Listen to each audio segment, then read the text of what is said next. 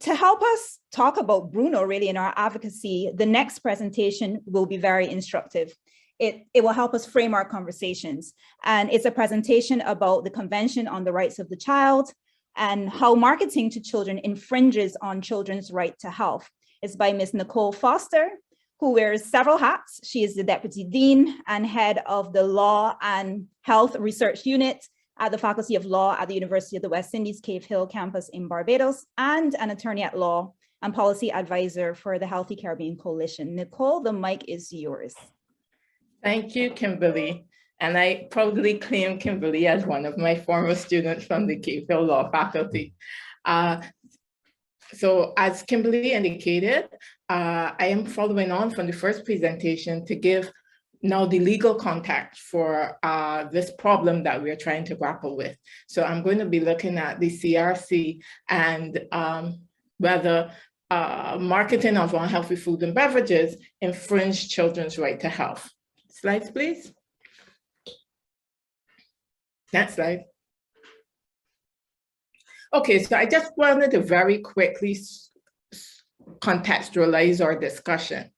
And in the context of the Caribbean, we know that childhood obesity is a huge and increasing problem. And I just wanted to highlight these statistics that were published in the Atlas of Childhood Obesity in October 2019. And we know that 1, 2, 3 of our CARICOM members are among the top 20 countries globally at highest risk of having or acquiring a significant childhood obesity problem.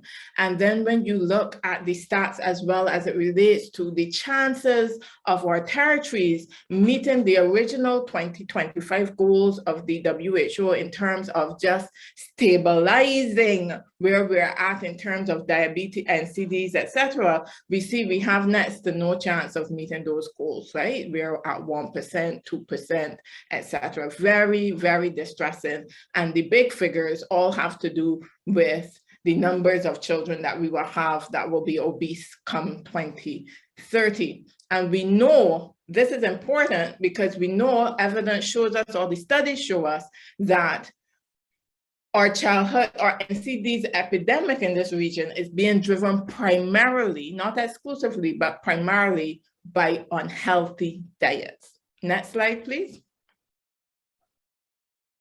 So let's look at the Convention on the Rights of the Child. What does it say? So it says many things, but for our purposes, we're focusing just specifically on the right to health. And I'm going to take the time to just quickly go through the language here because language matters. For lawyers, language is very important.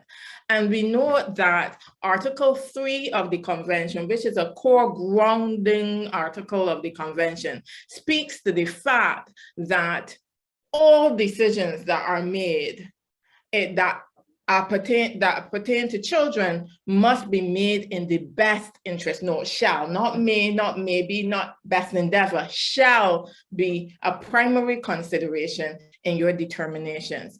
And then it's quite useful as well to reflect on who it is that these obligations are directed to and the scope of this obligation in terms of putting the best interest of the child first. And we see very clearly that state parties, which would be our respective member states, governments, all of whom have ratified the Rights of the Child Convention and therefore have legally binding international obligations in respect thereof, our state parties are to take all appropriate legislative and administrative measures to ensure that the necessary systems and procedures are in place to allow for realization of this idea of putting the best interest of the child first. And then we re-emphasize it again in the context of saying, and in terms of the institutions, services, and facilities that will be responsible for the care of children, they shall ensure, the governments in question shall ensure certain standards in that regard. And then we complement Article 3 with the core provisions as it relates to health, which is Article 24. And Article 24, and this is just one part of the article, but this is the main bit, that says that children and for the purposes of the UN, a child is anyone under 18 years, children have the right to enjoy the highest attainable standard of health. I want you to think about that and what that might mean in terms of when we think about health, what do we think? When we think about saying that someone is entitled to the highest attainable standard of health, what are we talking about? Are we talking about accessing the hospital? Are we talking about being able to go to a doctor? Are we talking about being able to get on medication? Well, the Committee on the Rights of the Child is going to give us some guidance. Next slide. So before we get to the specific guidance that is given in the context of what the right to health means, it is also important to appreciate that in respect of the right of health, as with all international human rights, there's a threefold obligation that states undertake when they sign off on these commitments. And that's a commitment to an obligation to respect the given human right, which in this case is children's right to health. And that involves states refraining from interfering with or curtailing the enjoyment of these children's right to health. They undertake to protect children's right to health, which means that they undertake that they will protect individuals and groups against human rights abuses, so children against human rights abuses as it relates to their rights to the right to health. And then thirdly, they have an obligation, have undertaken that they will fulfill children's right to health. That is to say that they as states will take positive action to facilitate the enjoyment of children's right to health. Next slide. So here we have what the committee has said in terms of how we are to understand that language that is in Article 24 that speaks about attaining the highest possible standard of health. And for many persons, they think health, they think healthcare. And what the committee, which is the committee, this is a UN committee that's responsible for administering and implementing, overseeing the implementation of the Rights of the Child Convention. And what the committee has done in their general comment, which is a tool they use to provide information and explanation about the obligations and what they mean, they make it very clear that the right to the highest attainable standard of health, including in the context of children, is about much more than healthcare. And so they say specifically it is an inclusive right, extending to a right to grow and develop to their full potential and live in conditions that enable them to attain the highest standard of health through the implementation of programs that address the underlying determinants of health. And just towards the end of last year, WHO brought out their fact sheet about the commercial determinants of health. And what were we talking about? At least in part, all of the marketing and bombardment that goes on of children. So then, that's fine, next slide, because I only have 2 minutes left. And then we also have the Rights of the Child Committee also going on to indicate specifically that the marketing in relation to fast foods implicates states' obligations as it relates to the rights of the child. They have an obligation to control that. Next slide.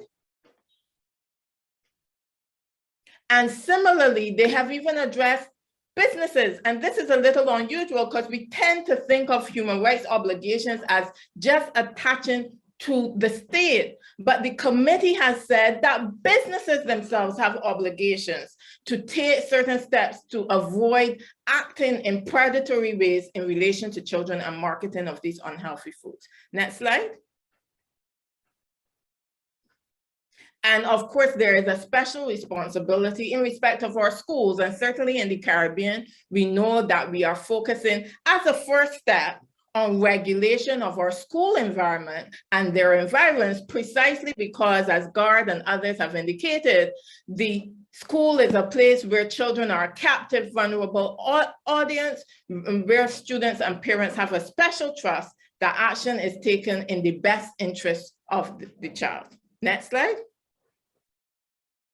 And so that's the right to health, but it's also important to recognize that the right to health doesn't stand alone. Like with all human rights, it's interrelated and interconnected. So you will understand how addressing marketing of unhealthy foods and beverages in the schools, for example, will impact on a child's right to health, impacts on a child's right to freedom of expression, which includes the right to access accurate information and share that information. Next slide.